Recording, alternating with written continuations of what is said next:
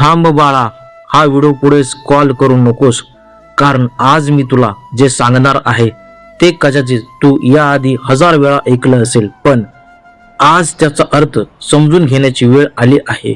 मी तुला शेवटचं सांगतोय, हे जर तू टाळलंस तर कदाचित मी तुला परत कधीच दिसणार नाही. घाबरू नकोस बाळा, मी मृत्यूची गोष्ट करत नाहीये, मी त्या संधीची गोष्ट करत आहे जी तुझ्या आयुष्यात पुन्हा पुन्हा येत नाही. मी नाथ आहे आणि म्हणून तुला एक गोष्ट सांगतो, तुझ्या आयुष्यात जे काही घडतं आहे ना, त्याला फक्त नशिबाला दोष देऊ नकोस. काही गोष्टी देव तुझ्यापासून दूर करतो कारण त्या तुझ्यासाठी योग्य नसतात. काही माणसं तुझ्यापासून दूर जातात कारण त्याचं काम तुझ्या आयुष्यात संपलेलं असतं. आणि काही दुःख तुला मिळतात कारण त्या दुःखातूनच तुझ्यातला खरा माणूस जन्माला येत असतो.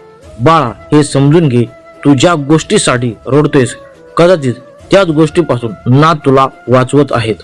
तुला वाटतंय ना, माझ्याच आयुष्यात एवढे अडचणी काय आहे, माझ्याच वाटेला एवढं दुःख काय आहे, मी चांगला असूनही माझ्यासोबत वाईट का होतंय. पण बाळा, तुला फक्त आजचं दिसतंय, नाथाला तुझं उद्याचं आयुष्यही दिसतंय. म्हणून काही वेळा मी तुझ्या मनासारखा घडू देत नाही. तू एखाद्या व्यक्तीसाठी खूप रडतोस, पण तिला तू सांगतोस, ज्याला तुझी किंमत समजली नाही त्यांच्यासाठी स्वतःची किंमत कमी करू नकोस. ज्याने तुला सोडलं त्याच्या मागे धावू नकोस. ज्याने तुला दुखवलंय त्याच्याकडून पुन्हा पुन्हा प्रेमाची अपेक्षा करू नकोस. कारण बाळा, जेथे तुझा सन्मान नाही तेथे तुझं मन अडकून ठेवणं ही भक्ती नाहीये, मी स्वतःवर केलेला अन्यायाची गोष्ट आहे. आणि अजून एक गोष्ट, तू स्वतःला सतत दोष देणं बंद कर. हो, तुझ्याकडून चुका झाल्या आहेत, पण तू केलेली चूक म्हणजे तूच चुकीचा माणूस आहेस असं नाहीये. तू पडला आहेस पण तुझा प्रवास संपलेला आहे. तू हरला आहेस पण तुझं नशीब हरलेलं नाहीये.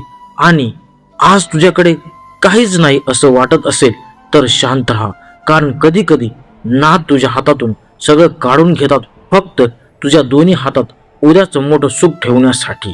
पण बाळा, एक गोष्ट मात्र टाळू नकोस, तुझ्या मनातला आवाज तुला आतून कुठेतरी माहिती असतं.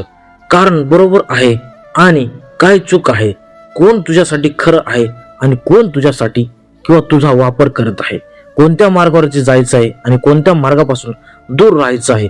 पण तू लोकांचं ऐकतोस आणि स्वतःच्या मनाला आवाज दाबतोस.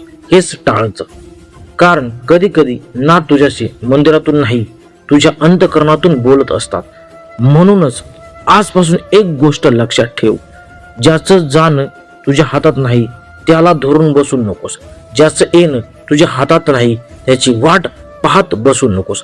आणि जे तुझ्या हातात आहे ते म्हणजे तुझा विश्वास, तुझी मेहनत, तुझं कर्म आणि तुझी नाथावरील श्रद्धा. मी परत एकदा रिपीट करतो, ते म्हणजे तुझा विश्वास आहे, तुझी मेहनत आहे, तुझा कर्म आहे आणि तुझी नाथांवरची विश्वास म्हणजे माझ्यावरती असलेला विश्वास आहे.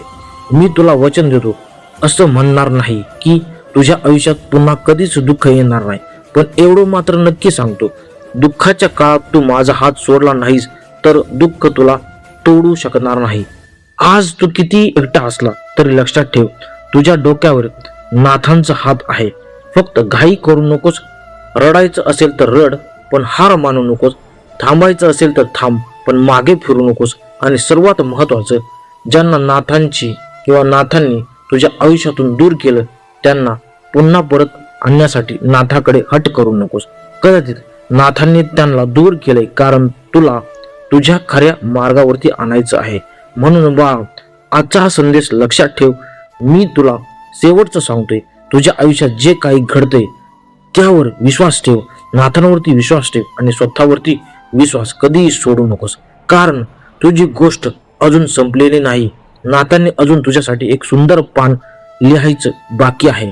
जय श्री नवनाथाय नमः, जय श्री कानिपनाथाय नमः, जय श्री मच्छिंद्रनाथाय नमः, जय श्री बड़े बाबाय नमः, ओम चैतन्य श्री मच्छिंद्रनाथाय नमः.